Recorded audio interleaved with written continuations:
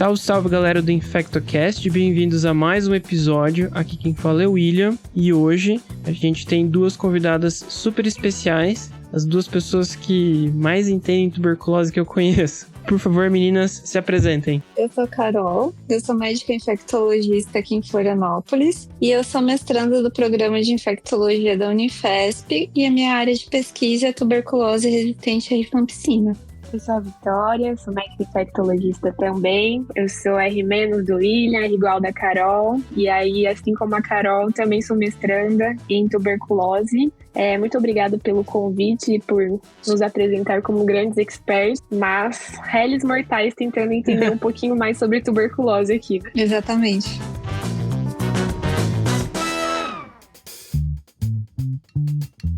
Bom, se eu trouxe duas mestrandas especialistas em tuberculose, esse episódio de hoje entra na lista que a gente estava devendo há muito tempo, já devia ter gravado e nunca gravou. A gente já falou de tuberculose latente, já falou sobre TRM-TB, mas hoje a gente vai falar sobre tuberculose, principalmente aspectos gerais e diagnóstico. Acho que é um tema que no dia a dia de qualquer infectologista é básico, né? Não tem como ser infecto sem ter lidado alguma vez na vida com TB. E para a gente falar sobre TB, a gente tem que entender a importância histórica e atual da tuberculose. Então, primeiro, meninas, eu queria que vocês falassem assim, qual que é a importância de a gente, em 2025, estar falando dessa doença que a gente pode falar que é milenar, primeiro no mundo e depois no Brasil. Tá certo, então.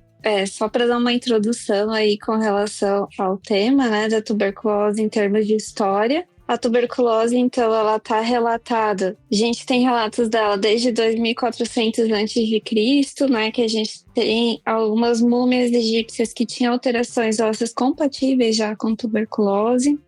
No ano 400 a.C., a gente já tem a descrição da doença pelo Hipócrates. Na Idade Média, a gente teve um maior conhecimento ali da doença, que ficou conhecida como mal do rei. E aí, no século XVIII, a gente tem a grande mortalidade pela tuberculose, que chegou a 900 mortes a cada 100 mil habitantes. Então, bem importante. E em 1882, o grande cientista, né, o Robert Koch, ele isola o bacilo da tuberculose pela primeira vez. E ele é que dá essa grande contribuição da fisiopatologia da doença e de tudo que a gente sabe hoje da doença, né? Por isso que o bacilo da tuberculose também é chamado de bacilo de Koch. E o tratamento só surge, então, pra gente em 1946 com a streptomicina, que foi a primeira droga introduzida no tratamento da tuberculose. O Mycobacterium tuberculose é um bacilo álcool-ácido resistente, né? E de crescimento lento. Então, ele leva de 15 a 20 horas para se replicar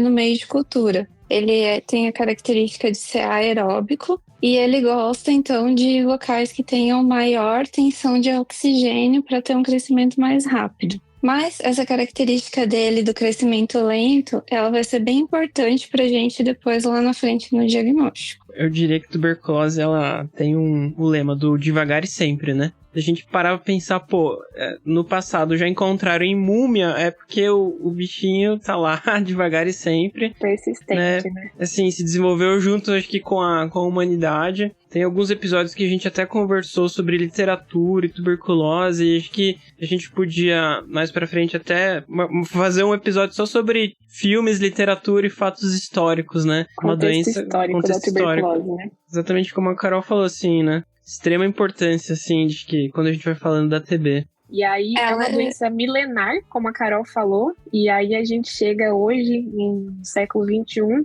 e a gente tem uma doença que tem infectado quase um quarto da população mundial. Que é muita coisa, né? É muita coisa, né? Então, tem uma estimativa da OMS no último relatório de que 1,6 milhões de pessoas morreram ao redor do mundo por conta da tuberculose, né? E aí chama a atenção que dessa população a gente tem que é a principal causa de óbito em pessoas vivendo com HIV. Então, é a doença infecciosa que é a segunda doença infecciosa que mais mata hoje no mundo. E aí, quando a gente traz para contexto do Brasil, no boletim o último que a gente tem liberado pelo Ministério da Saúde, no Brasil, em 2022, a tuberculose chegou a matar 5 mil pessoas. Então é muita coisa ainda, é um problema que a gente enfrenta, apesar desse contexto histórico, a gente ainda não tem evoluído tão bem nesse contexto, né, Carol? Sim. A gente chegou aí nesse triste marco de 5.800 mortes aí por tuberculose em 2022 e o maior dos últimos anos no Brasil e totalmente fora das nossas metas, né? Que o Brasil foi um dos países que se comprometeu com as metas propostas pela OMS em 2015. Então, o objetivo dessas metas era reduzir o coeficiente de incidência da tuberculose em 90%, isso em relação aos números de 2015, e essas metas são para 2035. A gente não está tão longe assim, né? E a ideia seria que a incidência fosse, em 2035, de menos de 10 casos por cada 100 mil habitantes. Hoje em dia a gente está em torno de 38 casos. E reduzir o número de mortes em 95%. Então, a ideia é que a gente tenha menos de 230 mortes por tuberculose em 2035. A gente precisa trabalhar bastante para alcançar aí essas metas propostas pelo Ministério da Saúde e pela OMS.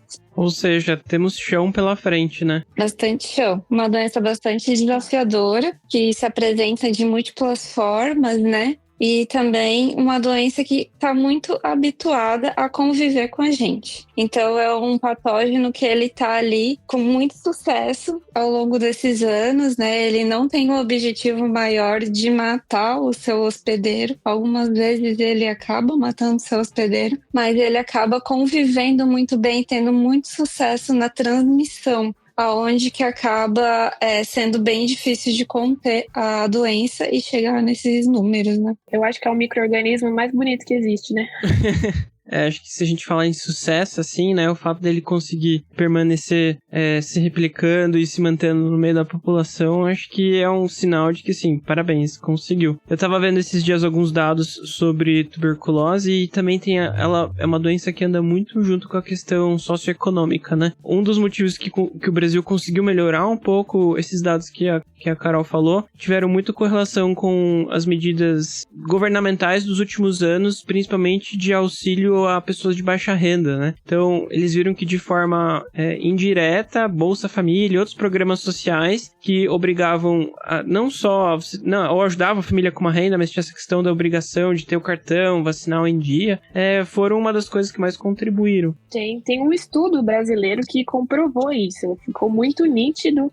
A tuberculose, ela é uma doença sociodeterminante, né? Então, você pode ter o melhor tratamento, você pode ter o diagnóstico de ponta, mas se você tem uma população que não tem condição mínima para se alimentar, para ter uma nutrição boa, para conseguir fazer acompanhamento, nada disso vai importar, né? Então, é uma doença que exige... é muito relevante. Ela exige uma abordagem multidisciplinar, né? Não é o médico sozinho aqui, não é o remédio sozinho. Então, a gente precisa de toda uma rede para tratar esse paciente, porque é um tratamento longo, é um tratamento que muitas vezes tem efeitos adversos e é um paciente que precisa de uma equipe de enfermagem muito boa, que faça esse acompanhamento muito de perto. É um paciente que precisa ser supervisionado nas suas tomadas. É uma equipe que precisa rastrear os contatos desse paciente. Também é um paciente que muitas vezes precisa de uma assistente social, no caso, né, para ajudar nessas questões que vão favorecer a adesão dele ao tratamento, porque a principal causa de falência vai ser a falta de adesão ao tratamento, que a gente sabe que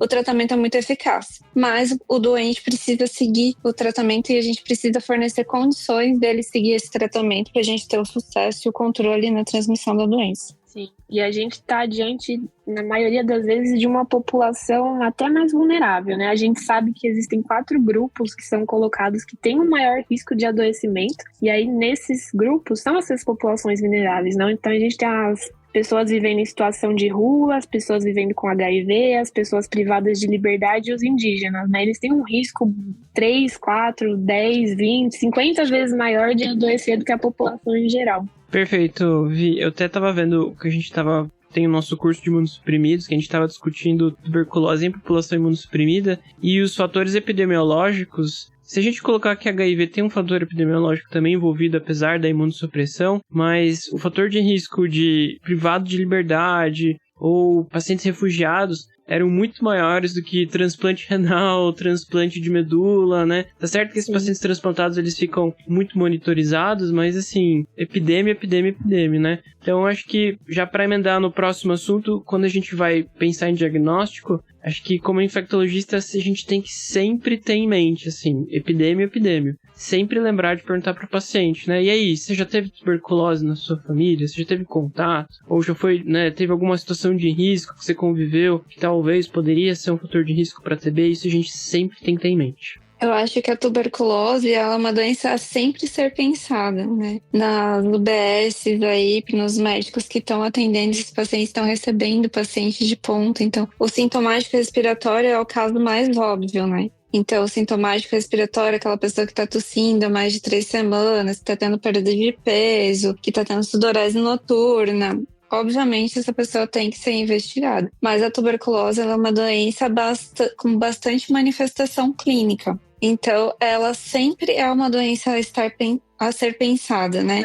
A gente tem uma epidemiologia aí no nosso país bastante importante. Não é uma doença rara. Então, sempre pensar na tuberculose como uma possibilidade diagnóstica. Então, eu diria assim, no Brasil, teve tosse, teve perda de peso, sudorese noturna, se passou de 2, 3 semanas, se você não pensar em TB, é tipo um erro básico, né? Tem que pensar.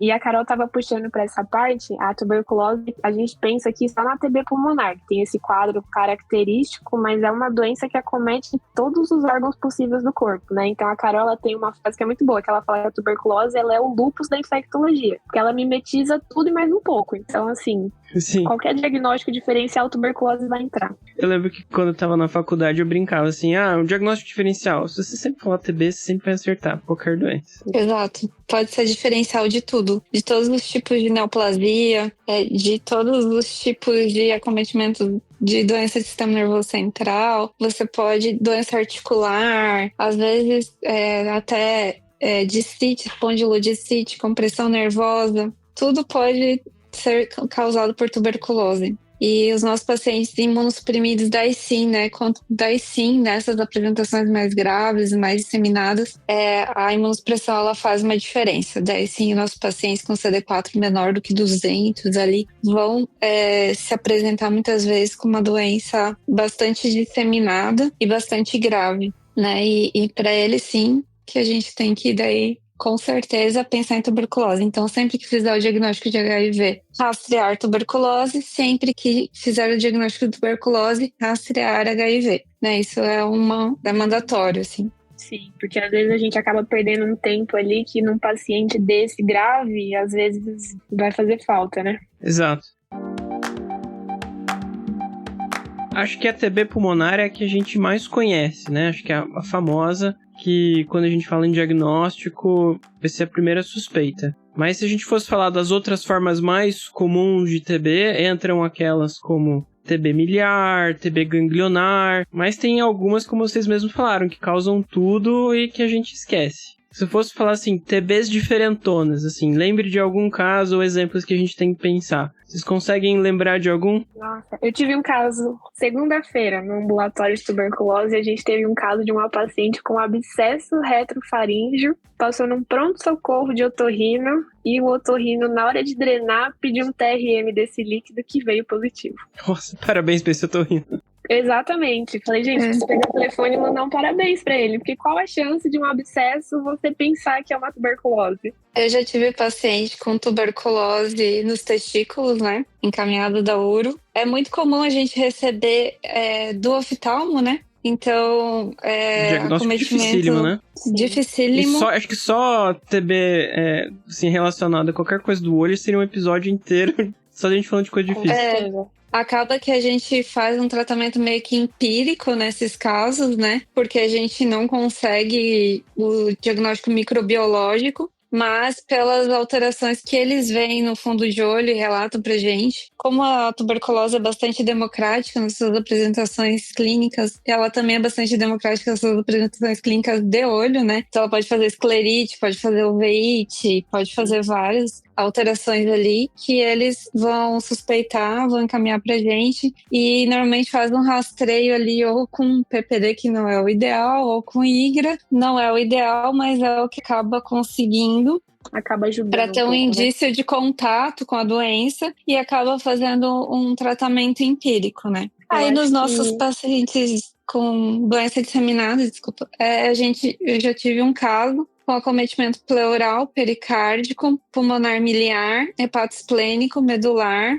e ósseo. Então, tudo isso do mesmo paciente. Eu tive um caso que, pra mim, marcou bastante, que assim, o paciente, ele chegou na enfermaria, ele tinha cavitação pulmonar, mas a gente fez lavado, fez escarro, e eu não conseguia pegar aquela não conseguia documentar a tuberculose, nunca via BAR ou TRMTB. A sensação que dava que a TB tinha passado naquele pulmão, feito um estrago, mas não estava ativa ali. E o paciente tinha uma disfunção renal, uma creatinina de 1,6, tinha uma proteinúria, uma urina 1 levemente alterada, mas não era aquela coisa, e daí a gente fez um exame de imagem, ele tinha algumas lesões ali no trato geniturinário, que a gente ficou, isso aqui deve ser TB no rim. E eu lembro que na época era residente muito animado, eu fiquei mandando durante vários dias seguidos urina todo dia de manhã pro laboratório. E lembro que no terceiro dia o pessoal achou um BAR positivo na urina dele. E daí depois a gente conseguiu confirmar a TB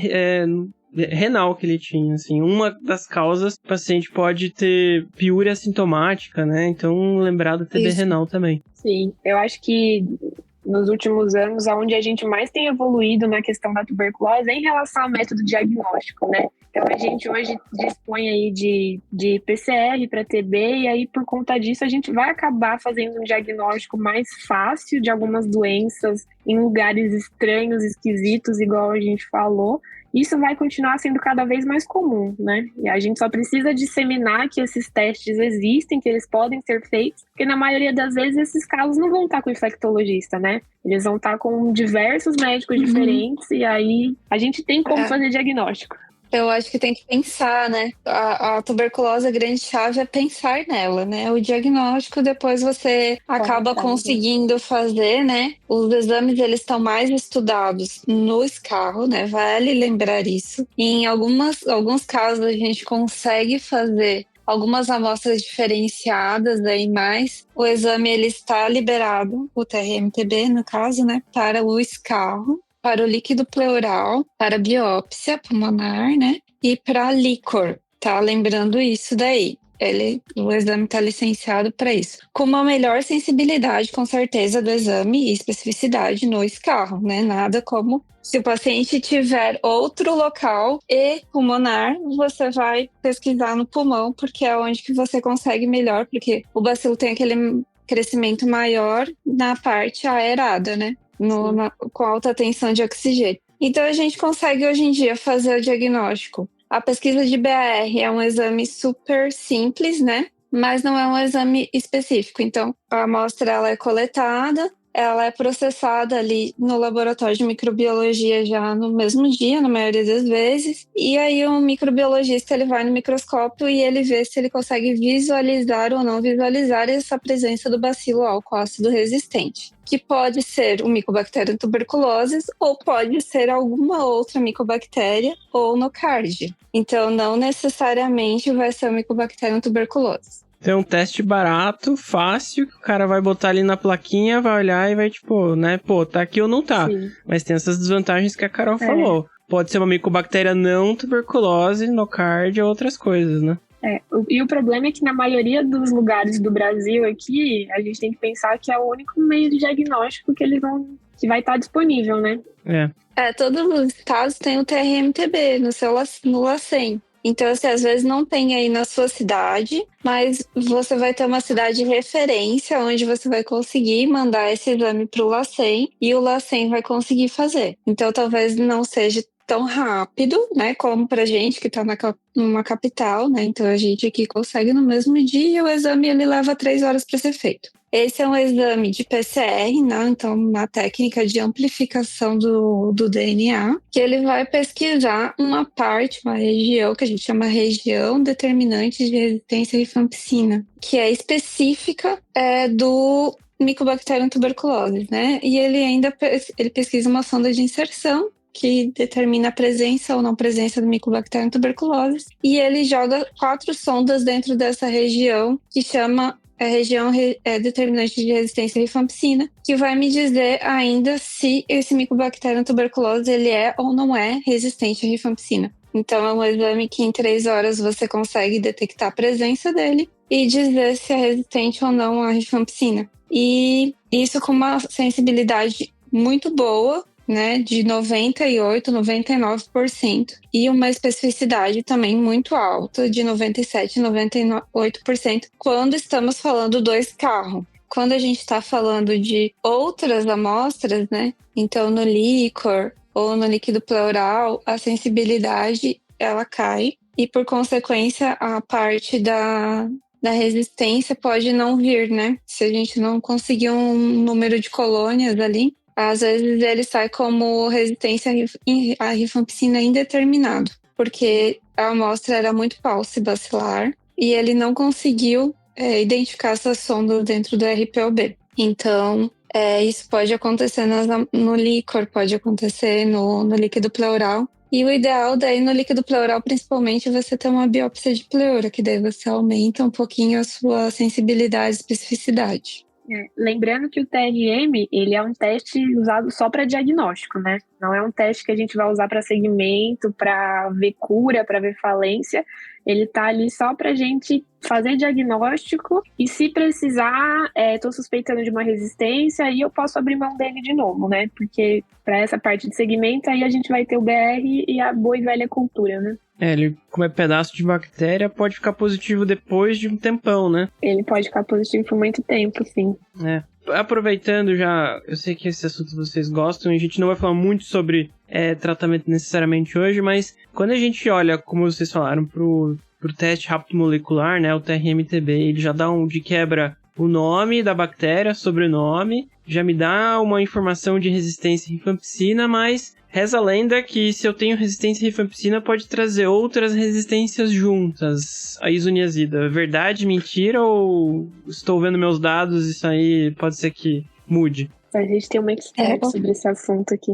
Hoje, consenso, assim, na literatura, da OMS, do Ministério da Saúde, a resistência à rifampicina, ela é igual a multidroga resistência, ou seja, é igual a resistência à rifampicina e isoniazida. Por quê? Porque a isoniazida, ela precisaria de uma carga bacilar menor para selecionar um mutante resistente. E aí a rifampicina, ela precisaria de mais bacilos para selecionar um mutante resistente. Então acredita-se que quando você tem resistência à rifampicina, você já tem a resistência à isoniazida. Então o tratamento acaba sendo o mesmo, né? Acaba sendo o mesmo tratamento. A resistência isolada à rifampicina, ela é um evento raro, tá? É cerca de 3% dos casos só. É realmente um evento bem raro. Existem alguns dados recentes da literatura de pessoas relatando aí essa questão da resistência à rifampicina como não sendo um evento tão raro dentro dos casos resistentes. Chega a ser 30% dos casos resistentes.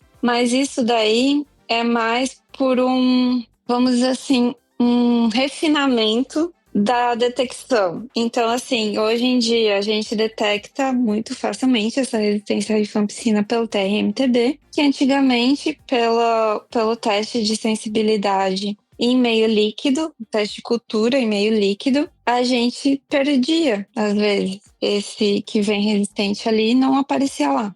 Então, é mais relacionado a essa divergência dos resultados dos exames que tá essa casuística dessa monorresistência, né? Então, não é uma coisa assim, é global. E aproveitando e perguntando outra coisa, às vezes quando a gente faz esse exame de TRMTB, ele vem com um resultado ali chamado traços de TB. O que vocês me dizem disso? Essa questão do traços foi isso que a Carol falou, né? Quando ele não consegue pegar ali toda a carga bacilar, ele vai vir ali como indeterminado, como traços. Mas isso tem mudado, porque hoje a gente tem o teste, o TRM que a gente tem hoje é o Ultra, né? Então ele tem uma especificidade maior, ele acaba detectando mais do que o anterior que a gente tinha disponível.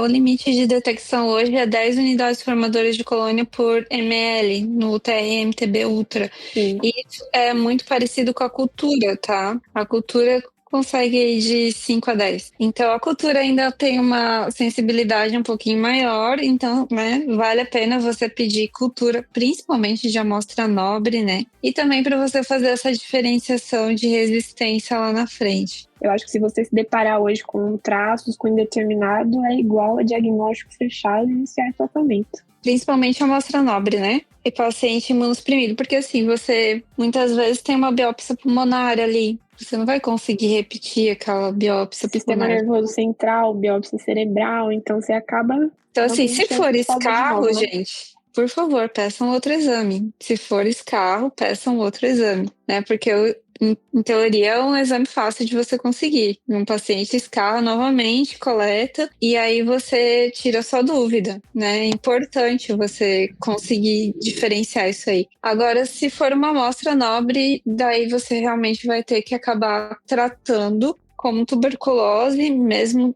que tenha vindo só atrás. Mas se for escarro, a recomendação é repetir. Perfeito. E, aproveitando que vocês estão falando, né, a gente tá falando de amostras nobres, como vocês comentaram, você até falou antes, né, Carol? Quais pesquisas eu consigo fazer em outros líquidos?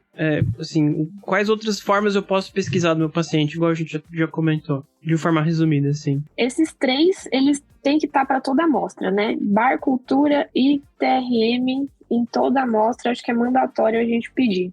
Tem algumas... o TRM-TB, ele tá validado, né? Que eu falei, líquido pleural, escarro, líquor e biópsia. Sangue não. Sangue não. Sangue você vai ter que pedir o Michael F, né? Então, porque você precisa... O TRM-TB, ele detecta a presença do material genético. E você precisa ter esse material genético em grande quantidade para amplificar e conseguir, né? As biópsias de linfonodos também a gente consegue fazer o TRM-TB. Aí a urina já é um exame que você vai ter que conversar lá no laboratório.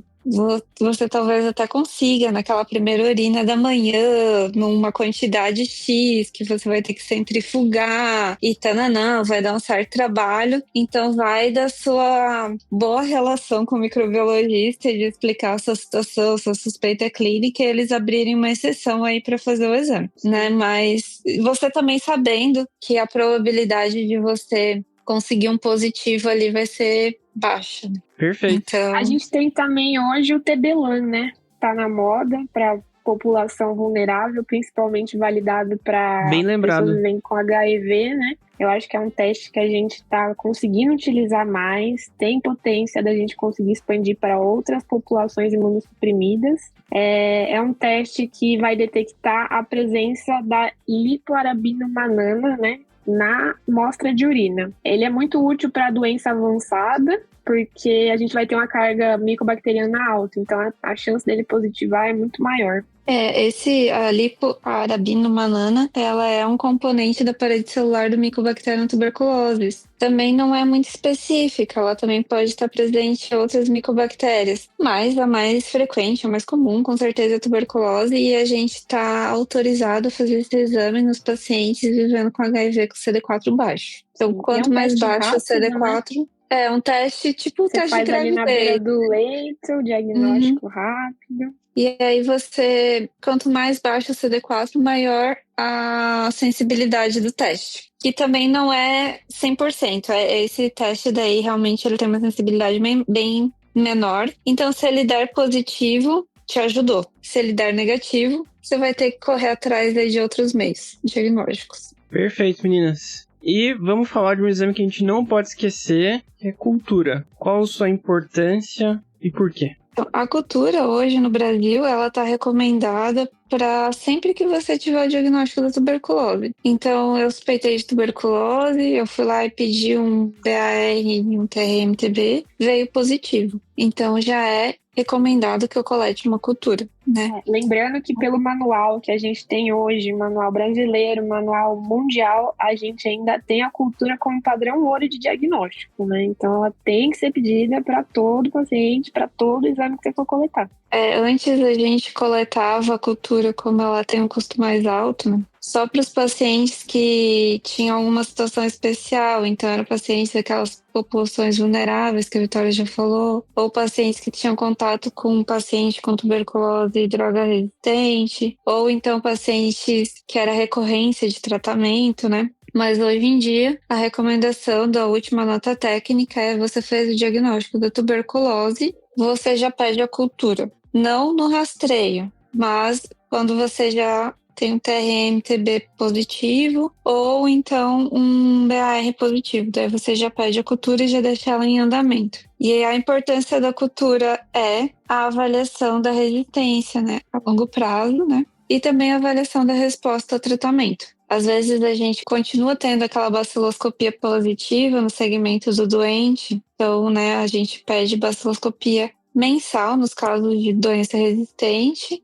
e baciloscopia aí pelo menos ao término do segundo mês e ao término do quarto mês de tratamento nos casos de tuberculose sensível, ambulatorial, que está indo tudo bem. O único problema que a gente tem em relação à cultura é o tempo de demora, né? Então, como a Carol falou no começo, o Mycobacterium é um agente que tem ali as suas peculiaridades para crescer. Então, a gente vai ter resultados saindo em mais de 30 dias. É aquela coisa que a gente comentou lá no começo, né? Devagar e sempre. Ela demora, Sim. Mas tem total seu valor, como vocês comentaram, né? O exame super padrão ouro, você deu um antibiograma, serve de controle, né?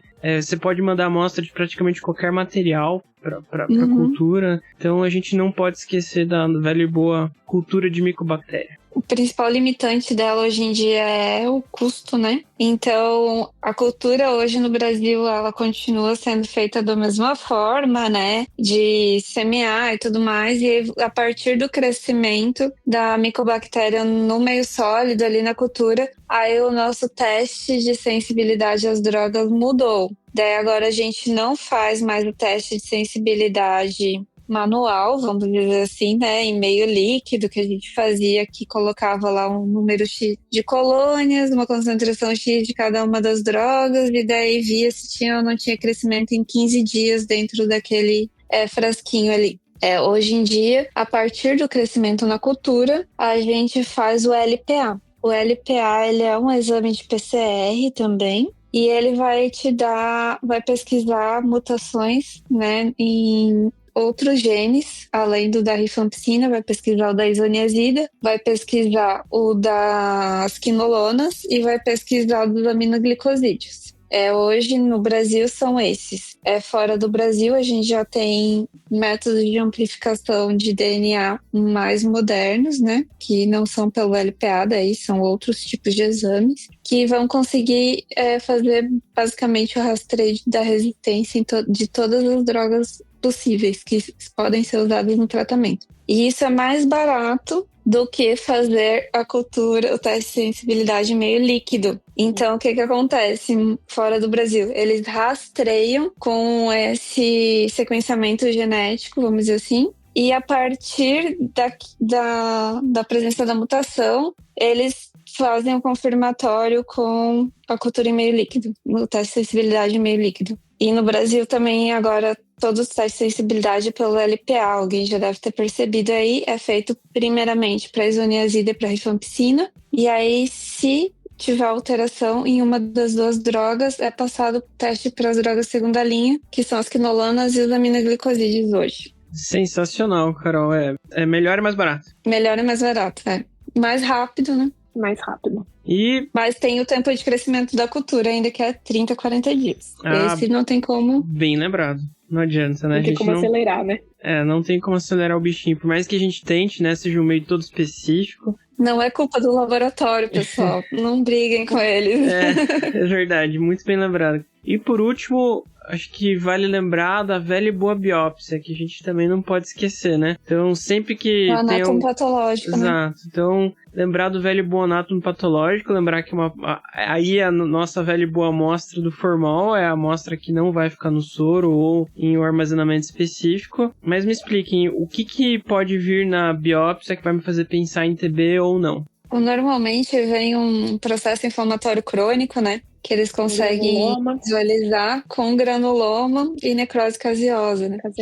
E não é específico, mais uma vez, né? Às vezes eles conseguem visualizar o bacilo também, né? Álcool ácido resistente ali na lâmina. Não é específico, né? Pode ser tuberculose, pode ser algumas outras doenças inflamatórias que causam também. Mas se você tá com todos os sinais clínicos aí, te ajuda bastante, né? Já é uma evidência aí pra você de que, olha, realmente, então você tem lá um TRM traços numa biópsia de cerebral. Daí você tem um anátomo patológico com granuloma e necrose caseosa. Aí você fechou, né? Você tem bastante. Eu acho que uma coisa que é legal de falar dessa biópsia é para as outras especialidades que estão nos ouvindo, que é algo que a gente ainda batalha muito, né? Às vezes a gente recebe um paciente que já chegou ali com a biópsia e às vezes só o médico até pensou em tuberculose, mas só pediu um anátomo patológico. Então foi ali, coletou sua amostra, só colocou no formol e mandou. Lembrar que a gente tem esses todos outros meios diagnósticos que a gente falou antes. Então assim, fez uma biópsia, coletou uma amostra mais nobre, faça sim, coloque no formol, mas também separe um pouquinho, coloque em soro fisiológico, mande para cultura, faça TRM, porque a gente vai ter uma especificidade maior para a gente conseguir fechar um diagnóstico desse paciente. Essa é uma cultura para fungo também, né, gente? Cultura para fungo. A gente tá diante de doença, tá diante de uma doença crônica, Sim. de crescimento lento aí. Perfeito, meninas. Eu acho que de diagnóstico a gente deu uma passada por cima de tudo. Esse episódio a gente claramente está gravando à distância, mas um dos motivos muito claro é que apesar de parecer que tem 3 pessoas aqui, na verdade tem 4, que a Carol vale por 2, né, Carol? Exato. Carol aí tá esperando um neném e estamos ansiosamente prontos. A qualquer momento esse podcast pode ser interrompido por causa disso. Mas muito obrigado, meninas, pela discussão aí. A gente ainda vai ter mais episódios pra frente. Prometo que mais pra frente, quando o neném tiver grandão, a gente grava um presencial também pra matar saudades aí. Muito obrigado. Exato. Muito obrigada pelo convite. Muito obrigada, gente. E vou mandar um abraço aí pros meus residentes do Hospital Nereu Ramos, que são fãzaços do InfectoCast. Um grande abraço. Pra qualquer residente herói que decide fazer infectologia ainda, hoje é um herói. Parabéns. Residente raiz, né? Residente raiz, Um abraço pra todo mundo. Falou! Valeu!